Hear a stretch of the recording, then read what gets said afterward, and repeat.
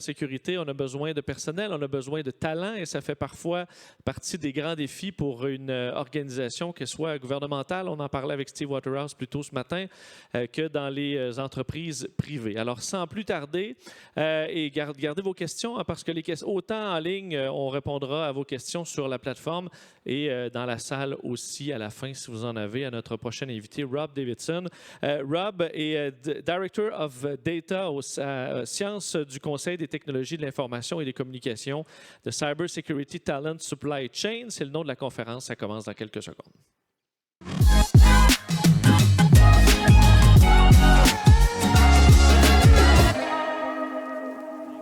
Welcome everyone to this discussion about Canada's cybersecurity talent supply chain. And this is an important topic, not just for now, but for the next coming years. And just to talk a little bit about where I'm from. So I'm from the Information Communication and Technology Council, and I'm part of the digital think tank. We do evidence-based research on Canada's digital economy at the intersection of the future of work, emerging technologies, and social impact. And we also have a group that does capacity building within our organization, research-informed programs to Canadians that meets the needs of digital economy today and tomorrow, including cybersecurity. So I like to start just talking about a few things that whenever I do a presentation, I like to take a step and look in the past week and just see what stories are relevant to what we're going to be talking about. And one of the ones from last week was, of course, the hackers steal about $600 million in one of the biggest crypto heists ever. And this should not be a surprise. And it's going to become more a problem. And maybe some of you have heard one of the leaders for the Conservative Party federal campaign is going to try to push for blockchain and crypto as a key element of Canada's economy going forward. So we're going to have a handle on these things as we move into that world.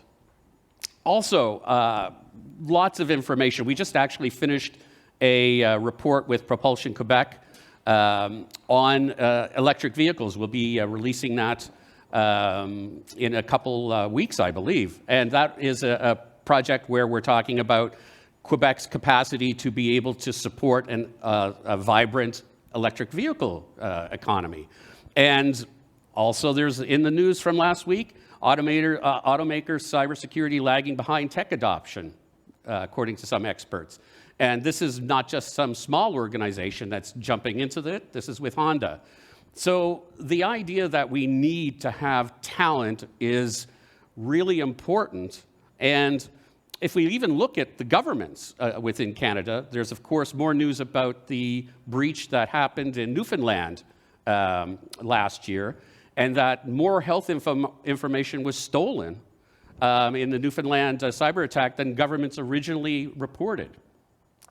And this is a real challenge going forward because we have a lack of cybersecurity talent in Canada, and governments have a hard time competing for that talent. They don't necessarily have the ability to offer the same perks that private sector can offer or the same sorts of salaries. So there's a real need to focus on cybersecurity from a talent pipeline perspective.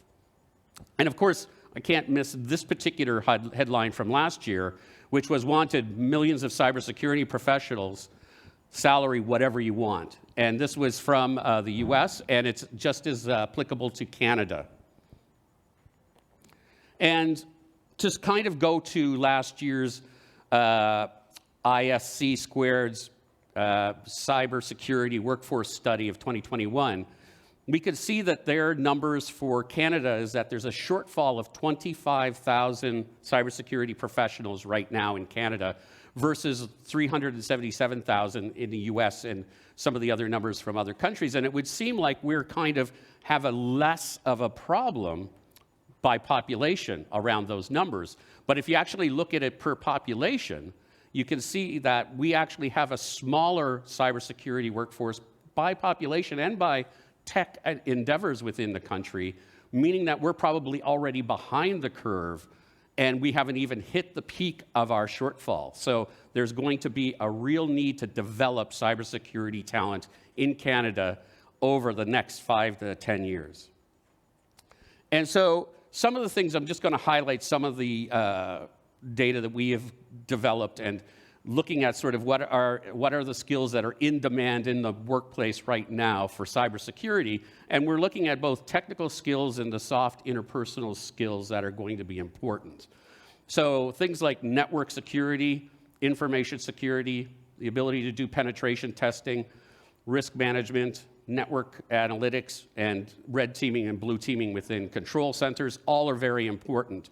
And also things like being able to operate in different environments, whether that's on traditional operating systems or within a cloud context.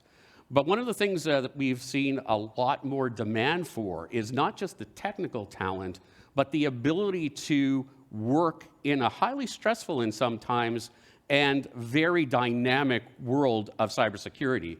So that means you'd have to have the ability to troubleshoot, strong communication skills to work within teams, project management, being able to handle stress and crisis resiliency.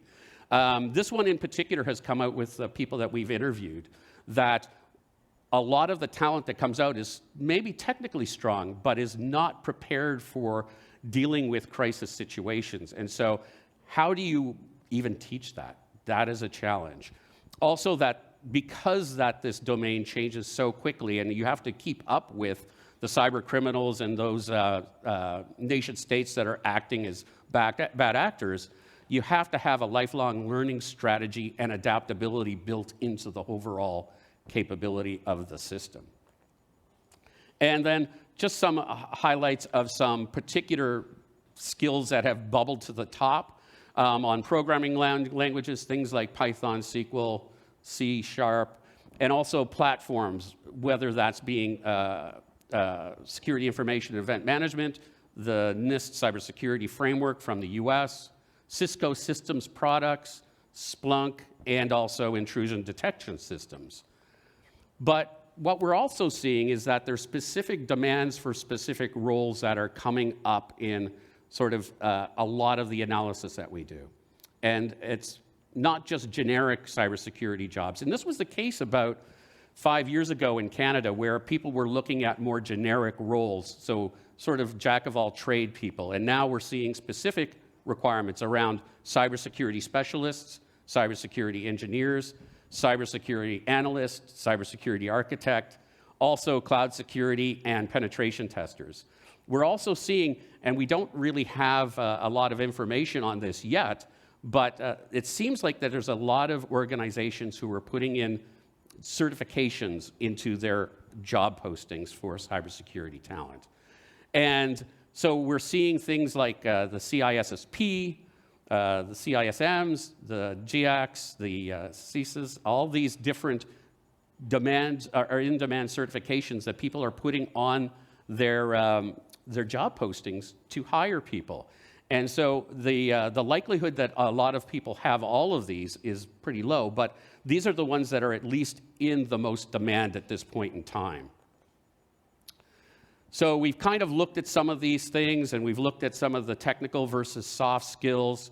And what I want to bring to your attention is that we at ICTC, one of our initiatives is called the National Advisory Committee on Cybersecurity Training.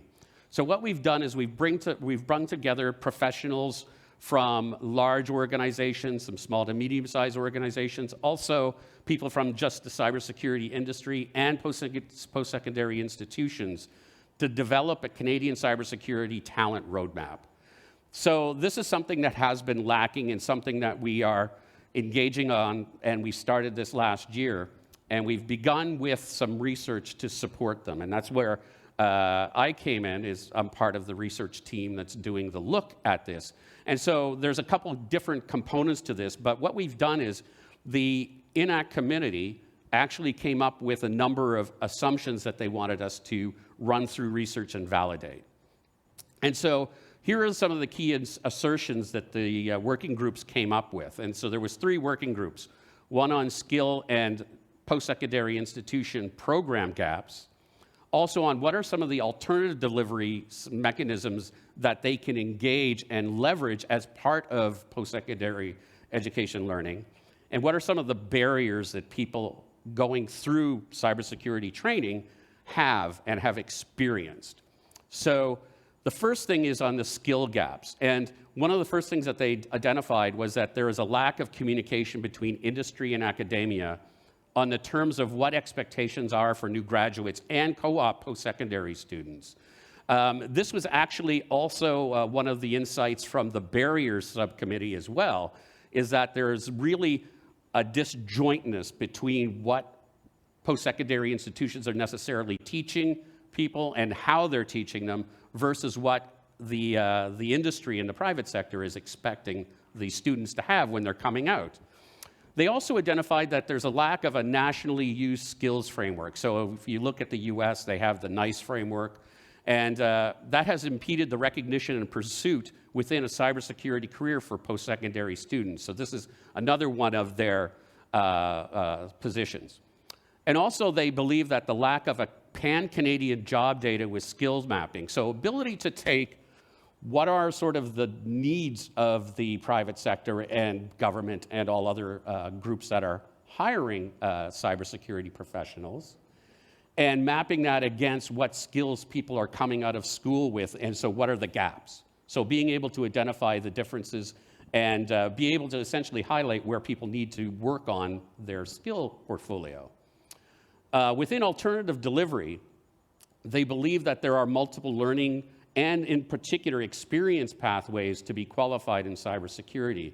In particular, the pathways piece is very critical, because one of the things across the board that we see is that most organizations don't want to hire somebody that has no cybersecurity experience. So what we have out there really in the marketplace is no transitional way for people to really enter it. It seems to be a little bit organic, but not very structured. So you can think that in the legal world, you have your students come out and they article, and then they move on. Or if you're an engineer, you go in and you do your apprenticeships and your professional designations.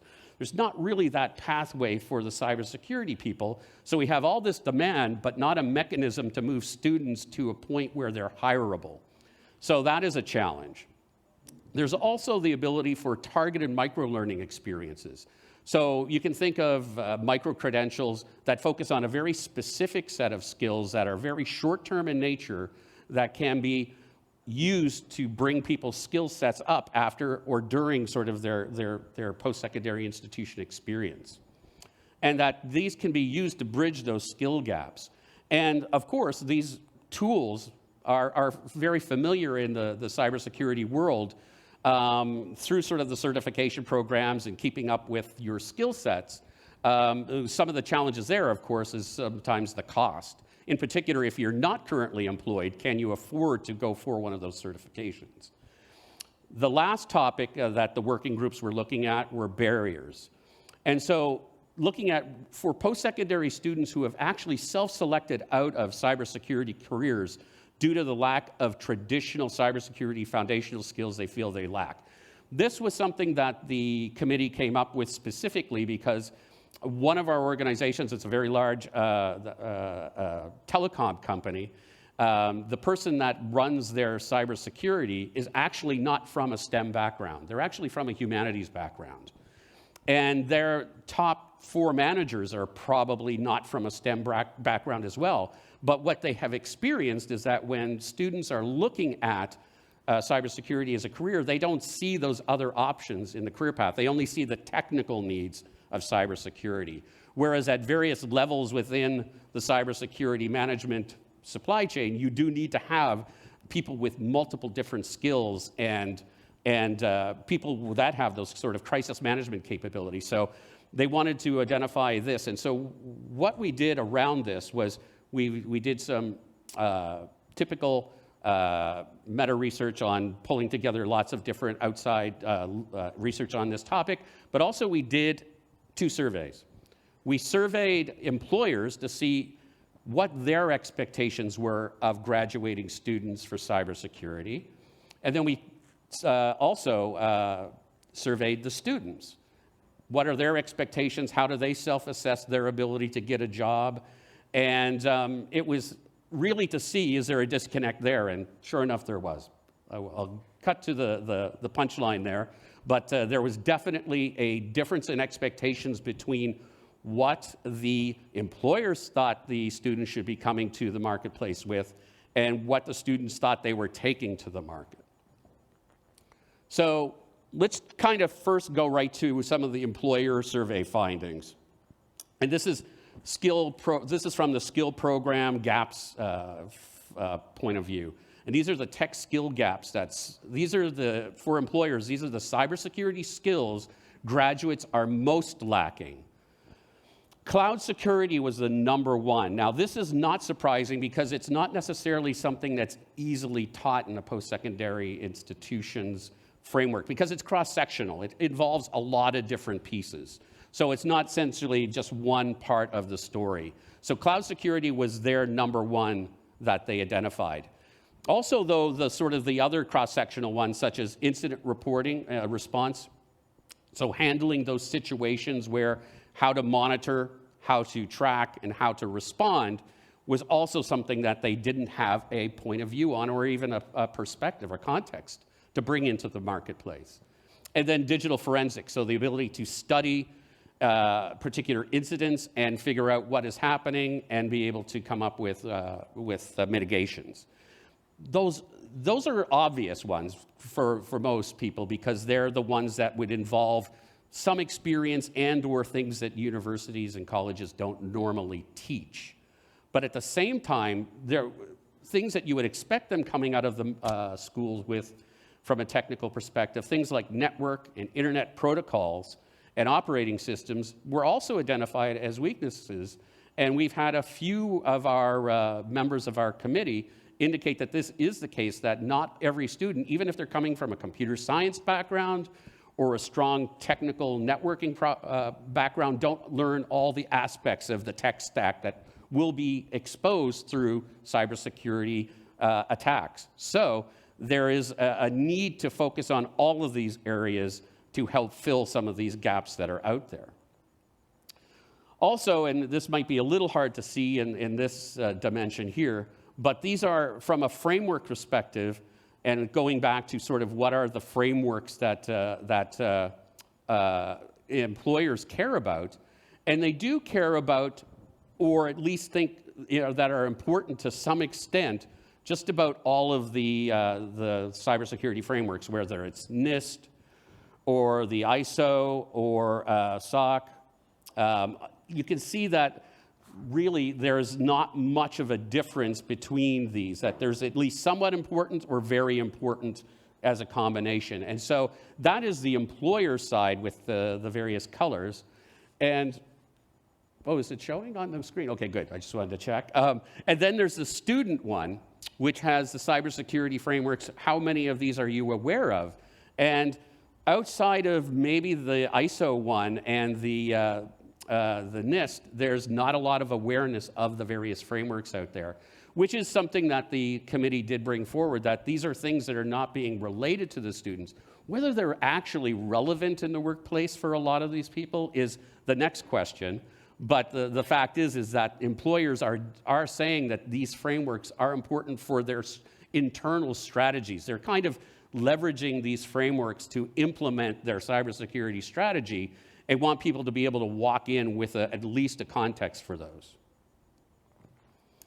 So one of the good things here on the skill, well, it's still a problem, but we're getting there, is on job data. So this is another thing that the committee brought up. And for anybody that tracks labor force information in Canada and has to work with sort of the National Occupation Category Classification Code, or NOC codes, you'll know that historically there is no information about cybersecurity isolated from being in a bubble with things like software engineering, network management. There was essentially, you had no ability to say, well, how many people in Canada are in the cybersecurity profession? You were not able to disaggregate that from what Stats Canada collected from that. So for the first time, 2021, they've introduced that there is a new NOC code for cybersecurity specialists. And so this gives us the ability going forward to track this. They're only starting to do this now. So unfortunately, from a sort of a planning perspective and a research perspective, there's not a lot of evidence yet of this information.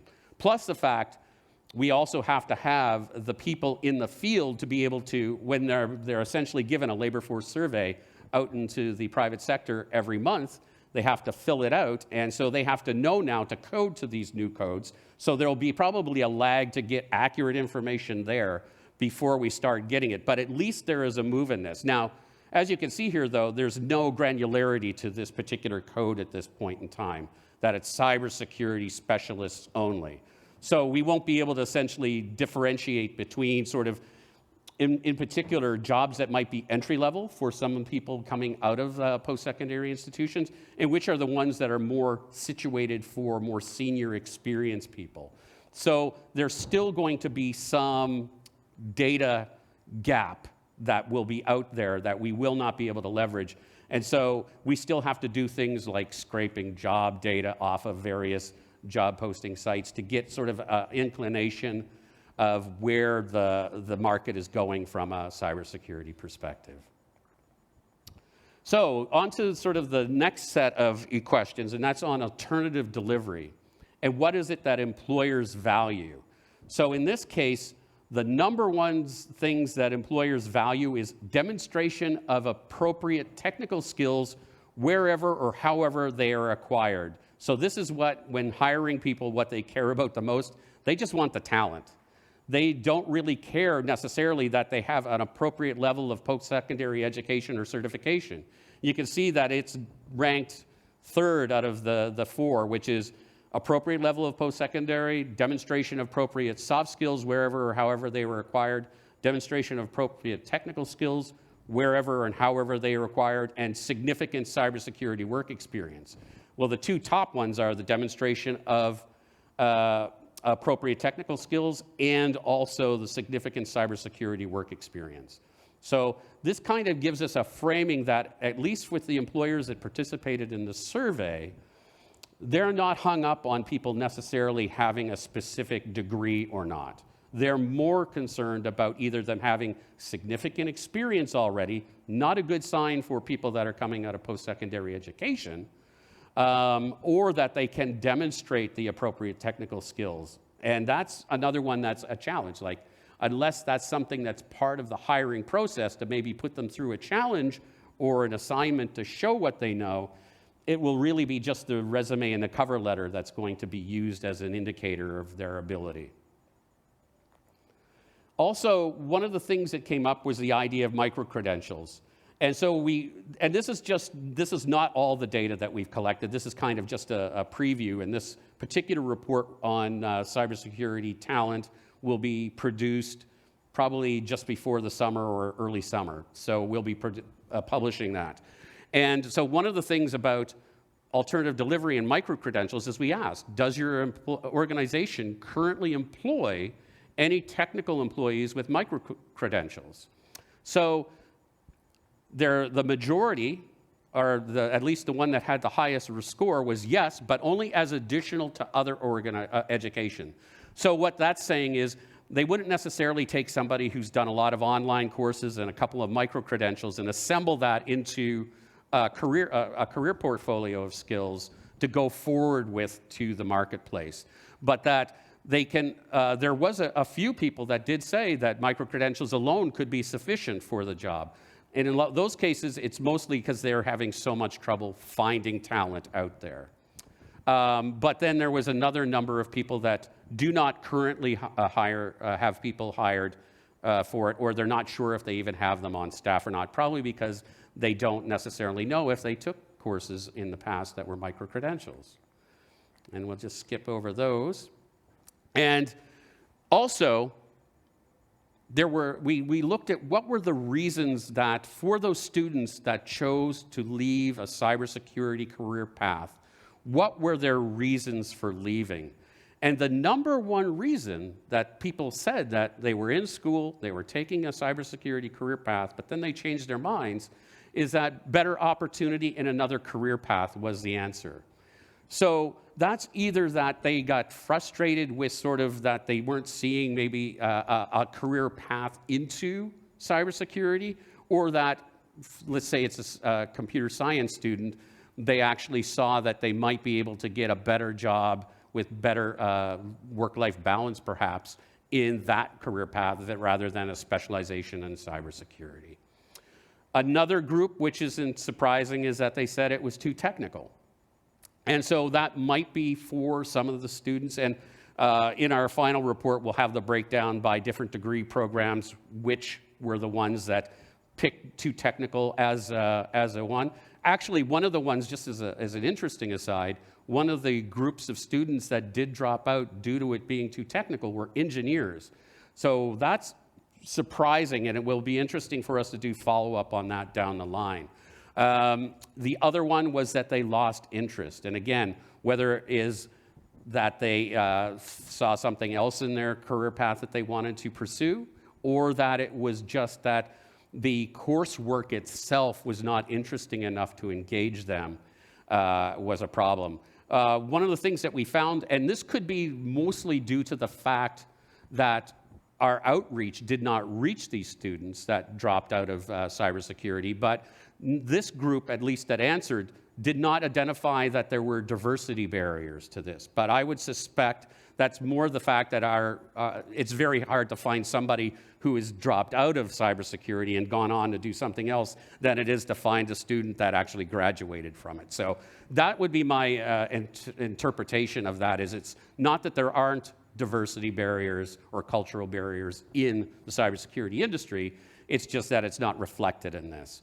Also, though, one of the things that was interesting is that students didn't choose need for security clearances and background checks to get a job, yet one of the things our committee did identify is that for a number of jobs, organizations will require security checks along the lines of the same that government expects for their cybersecurity roles, and particularly for new immigrant students and for people that are from outside the country, effectively. It becomes a barrier for them because they are not necessarily able, or they're concerned about going through the security check process, because from where they're coming from, that usually ends in a bad way. So this is an interesting one to explore down the line as well.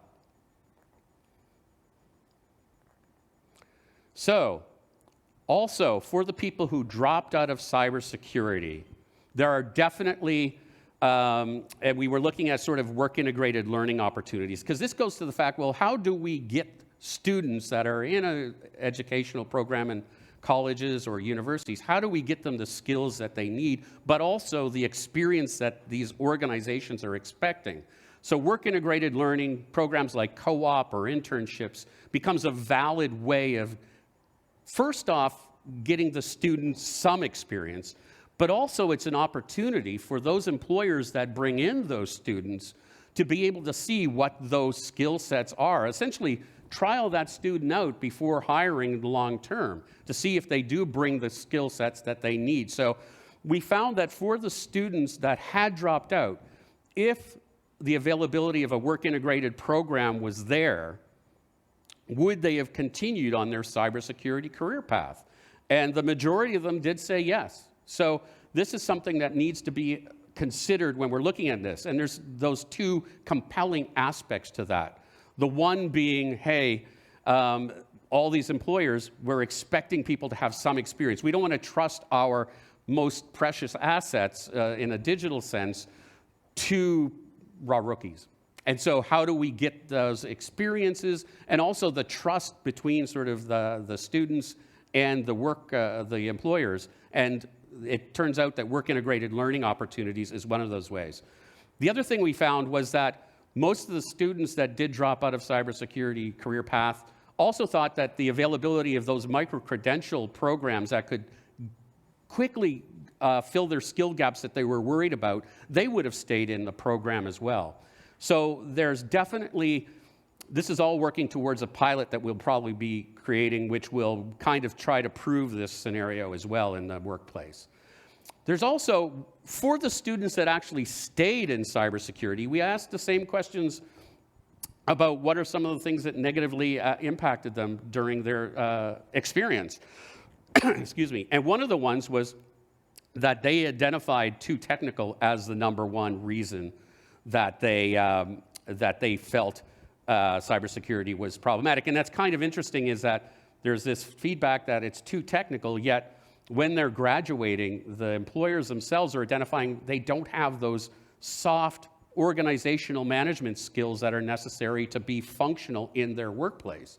They also identified the next two were too stressful, and the idea that it's too much of a time commitment. Now, how that measures up against other programs would be interesting to see, but it is sort of, these are the things that they identified. And again, for the students that are in cybersecurity programs, they did not define diversity barriers or cultural barriers as sort of the highest level ones that were available for them to choose from. Whoops, let's go back. So the other thing that I wanted to mention is about cybersecurity adjacent jobs. And this goes to the idea that it's not just about the front line in the trenches people doing the cybersecurity and sort of the built out of the ecosystem to protect organizational data and systems. It's also about what are the sort of ancillary roles that are necessary to complete that system. One of the areas, of course, is cyber insurance. And this is necessary, particularly right now when you look at what the Canadian government is doing. So the Canadian government just rolled out what's called the Canadian Digital Adoption Program, which is to motivate small to medium-sized enterprises to accelerate their digitization. Yet they're not necessarily including in that program the protection of those assets that they're now digitizing and their work systems. So there's a challenge for a lot of small to medium-sized businesses, and not all of them are aware that they can protect themselves through cyber insurance. And so we need people in the ecosystem, insurance companies that offer this, like Desjardins does.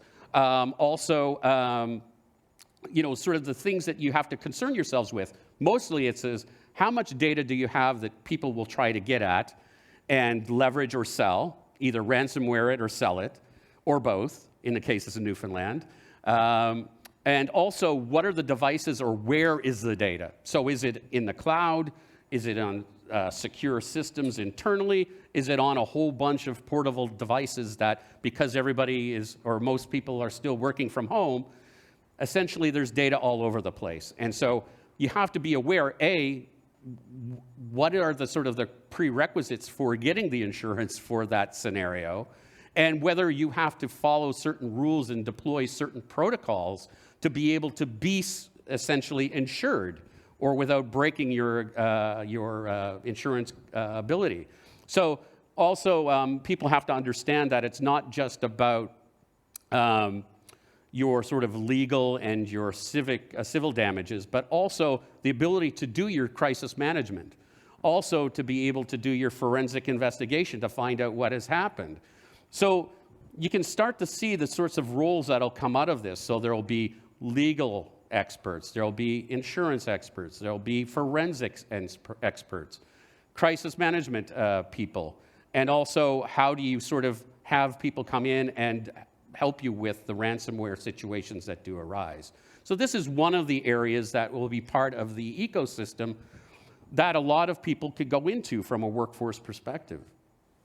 And then, of course, when you're dealing with software development, you have to have your software, or if you, particularly for Canada, where we want to play in the global market for enterprise software and platforms, you have to have secure development. And so you have to ask those questions about, whenever you're developing something, what are the security implications of this?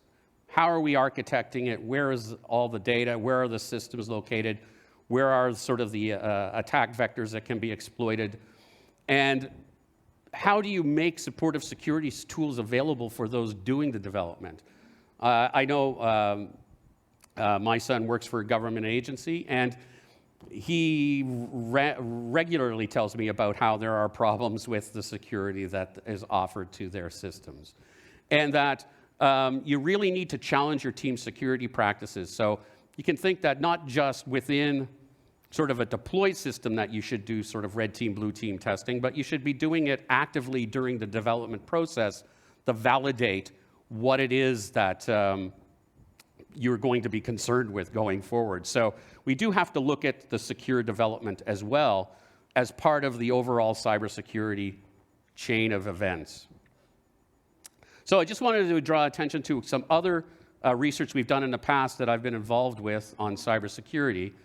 And so this is from 2020. So the only thing I wanted to point out here, that the difference between what we have as our current information, is that the cloud has risen up to be the most important security aspect out there for most organizations. And that's not surprising given how many companies are digitizing, how many of them are shifting their operations to the cloud, in particular, the small to medium-sized organizations that are shifting to the cloud. And that's because they can't afford buying their own infrastructure. So, of course, that's their most likely place to set up. And then, of course, I've talked about this, but also we saw the same things back in 2020, that these were the top certifications that people were looking for. So we can understand from this that the demand for skills in that are shifting a little bit, but there's some static things out here that we still don't have good responses for in particular, people coming right out of school. They're not going to have these certifications right off the bat. We also did a research project back in 2019 for the Transport Canada about developing the cyber talent for Canadian road authorities. And at the time, Marc Garneau said that, connected and automated vehicles are really important, and that Canada needs highly qualified professionals to help Canada and to ensure that the cybersecurity of our transport system. As you saw with the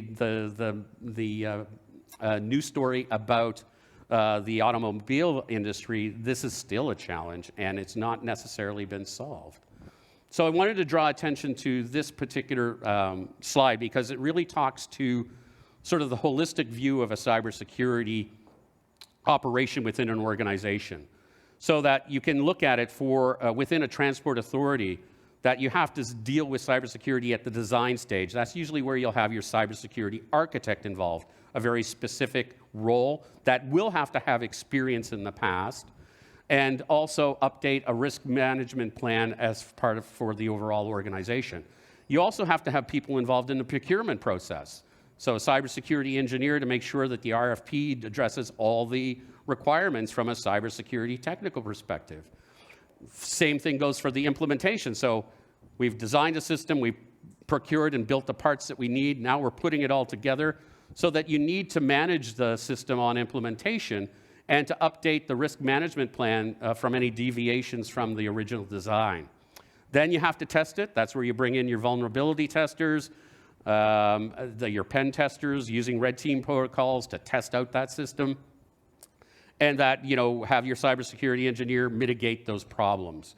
And that from operations perspective, you have to have your incident analysis analysts and your response people, your cybersecurity engineers still to mitigate that, and probably your cybersecurity architect come back in and help with the audits, along with vulnerability testers, cybersecurity engineer, and risk management people. So that this becomes an overall need for most operations to be able to look at it from this holistic view, and that in a lot of cases, organizations can't necessarily afford to bring in their own cybersecurity architect. They'll probably bring that in on a consultancy basis or hire a firm to do that for them, because A, they're rare, and B, probably too expensive to bring in for the long term. So they'll probably bring them in for the design phase, contract for them on the regular audit phases. And then there'll be some of that mixture within some of the other roles. But the key thing is there's lots of roles that need to be involved when you're looking at cybersecurity systems. And one of the other things, just before I wrap up, is to talk about our capacity building side at the Information Communications Technology Council. And that is the Cyber Titan program. So this is a distinctly Canadian program that we offer through our capacity building group. And so this is, it's offered in affiliation with the US Cyber Patriot program. That's through the US Air Force. And so Cyber Titan is Canada's only national cybersecurity competition for middle and high school students. And we provide them with the necessary skills to help go for and pursue a post-secondary education. So this is kind of helping to try to create the linkage between K-12 and the post-secondary world. And now the other part, of course, that we have to work on is connecting the post-secondary graduates to the workforce. But it's interesting that this has teams from all across Canada that participate. Last year, I think it was a team from North York that won this competition. And I believe the year before that, it was a team from Manitoba, so from Winnipeg, that won. So it really gives students the ability to see what a cybersecurity career is and what are some of the things that you can do within that in a sort of a fun competition as well. So it sets the place of more people going for the cybersecurity career. Now we have to have the post-secondary institutions have the programs that interest people, keep them engaged, and also produce what the workforce and the employers are looking for. And then if we kind of deal with that, then we won't need that INACT committee anymore because we will solve the problem. But unfortunately, that won't happen probably very quickly. And one of the other things just to point out is that we also have a job skill matching tool. And of course, the ability to see based on sort of saying what skills you have. So this is something that's free, available, that was funded by federal government ESDC to develop this, is to essentially put in the skills that you have from a various number of technical skills. And then it suggests what kind of match you have for various career possibilities. And so in this case, for cybersecurity professional, there's a number of skills that are necessary that in this person's case, they only were about a 25% match, and it identifies those skill gaps. We're continuing to advance this to include more skills, a soft skills component, and this is something that's freely available to the general public, but also we are directing it at a number of programs, and particularly for students, to be able to see, are they ready? Are they learning the right things? And so that they can, if those micro-credential programs are available through their school, they can take them. One example is one of our committee members is Red River College in Manitoba. And so they've partnered with a couple of the certification agencies in cybersecurity to essentially offer micro-credentials of sort of the really entry points into the certification process. So they're complementing their own cybersecurity program with these micro-credentials, and they're partnering externally to do that. This is some of the innovation that we probably need to see to have the marketplace match up with what employers expect and what is necessary, really, from sort of the demands of the cybersecurity world. And that's my presentation, and I'm open to questions after the music.